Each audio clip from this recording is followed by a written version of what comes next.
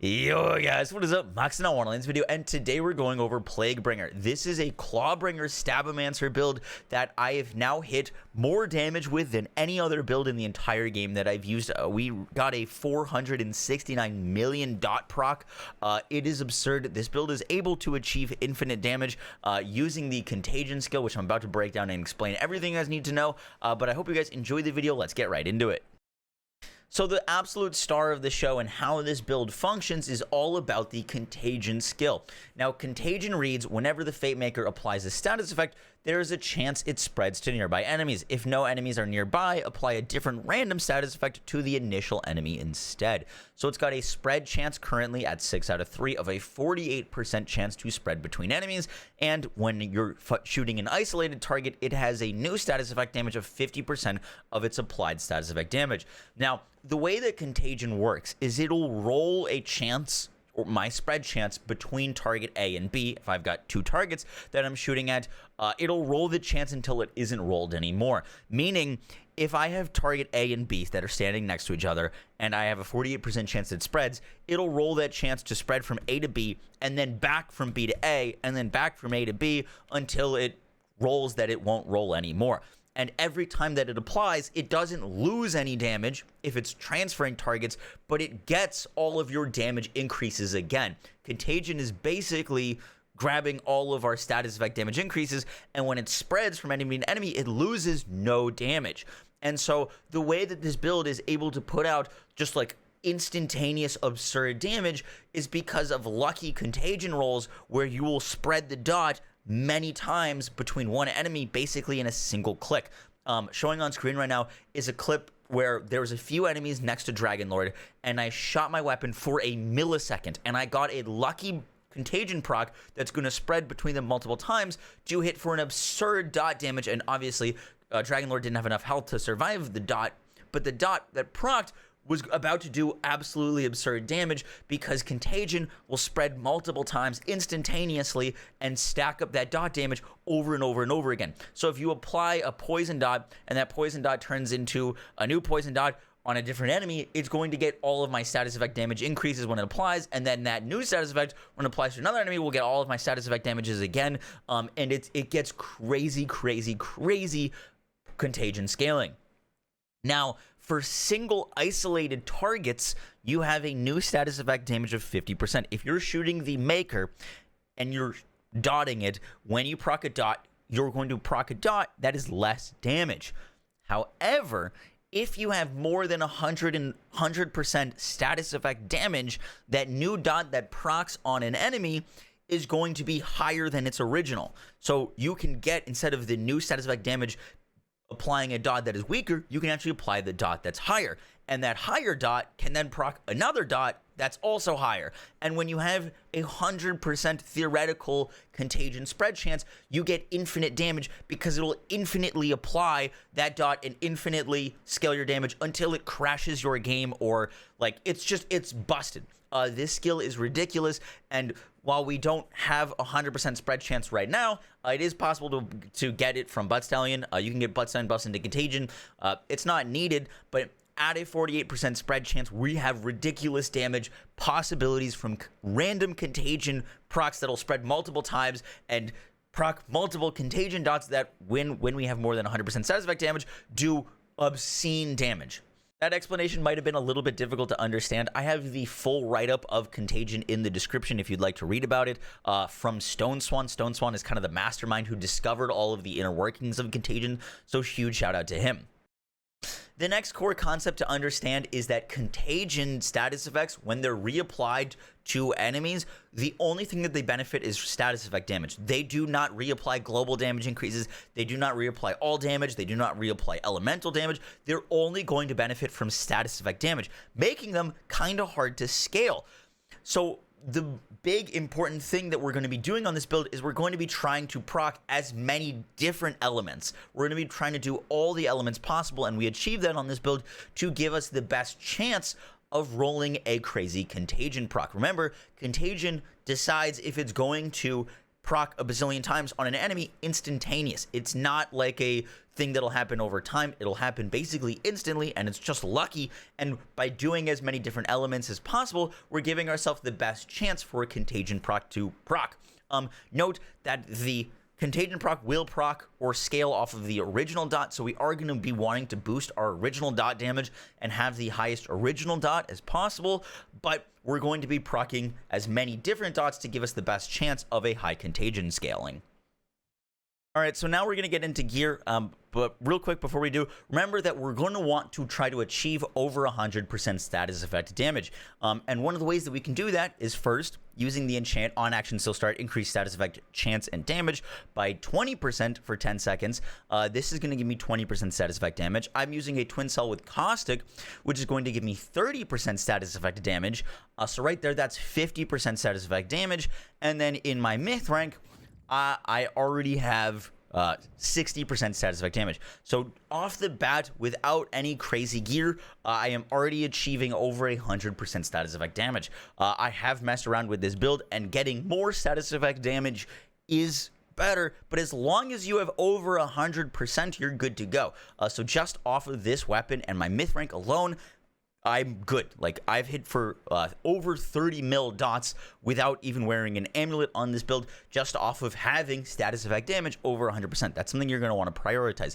Now, the weapon we're using to proc status effects is going to be the White Rider. I found the White Rider to be the best. Now, we do have a few options. The weapons that I'd recommend are the crossblade weapons.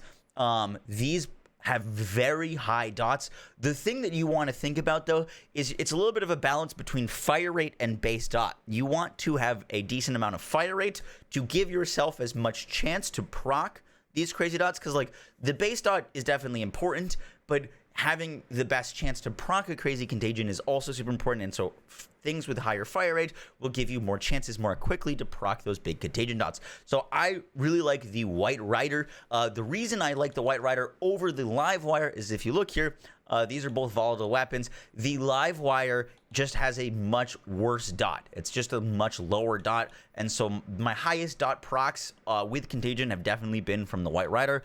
The live wire does have a higher fire rate, though. So using the live wire can give you more chances for a crazy Contagion proc, but smaller numbers from it. And the White Rider will give you slightly less chances, but bigger numbers. So I really like the White Rider. I like using dual beam and single beam on this. And then the crossblades are also really fun options. You're going to need a little bit more luck to get a crazy dot off a crossblade, but they do have really good status effect chance and damage. And this was actually just buffed, which is perfect. So crossblades, White Riders, and live wires. I do recommend trying to get a White Rider with the consume 2 ammo, by the way. That'll make it deal more damage. To explain the rest of my gear, we need to remember that I'm trying to do as many different elemental damage types or as different elemental status effects as possible from as many different sources as possible to give myself a high Contagion proc chance. Remember, as long as I have over 100% status effect damage, Contagion is going to scale ridiculously. So it's more about having as many damage sources as possible. And I'm getting covered of poison and gun damage with my White Rider, as well as my White Rider is also going to be using Oath of Fire. So I've got fire and poison covered from my skill tree. My melee weapon is going to be Cryo and has a good chance of proccing Cryo dots, 25% chance to proc Cryo dots. This applies to Executioner's Blade, which will proc my melee weapon. My melee weapon, when it crits, will also guarantee proc his status effect chance, and with Oath of Thunder, it'll also proc Lightning. So this Oath of Thunder skill point actually adds lightning damage, so I'm getting Cryo plus a random status effect plus lightning damage just from my melee weapon, which is incredible. The body rune is going to give me bonus fire damage. This is just very nice. It's a different damage instance than my actual bonus. You could use a bad egg for bonus dark magic damage if you wanted. You could use a cursed wit for higher dots when you're close by to nearby enemies. That's also really nice.